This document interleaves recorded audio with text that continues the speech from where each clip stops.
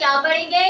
रंगों के नाम। जोड़ तोड़ के साथ रंग है हरा। करना है यस। और ये आधी शक्ल किसकी है? ए की। तो यहाँ पे और अब आप देखें यहाँ पे तो मैम ने कौन सा साइन ऐड किया है? प्लस का।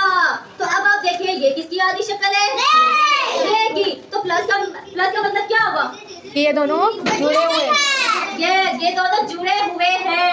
ले के बाद कौन सा साइन आ गया? माइनस। माइनस क्यों आया?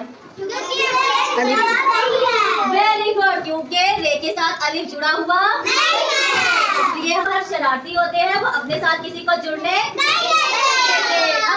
हे हमारा शरारती अर्थ नहीं है, इसीलिए रे के साथ जुड़ गया। आगे सब रे अलिफ्रा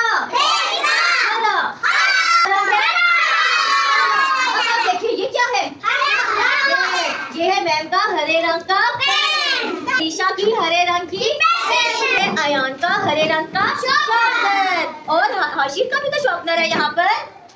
और ये है आपकी मैम का बोर्ड मार्कर।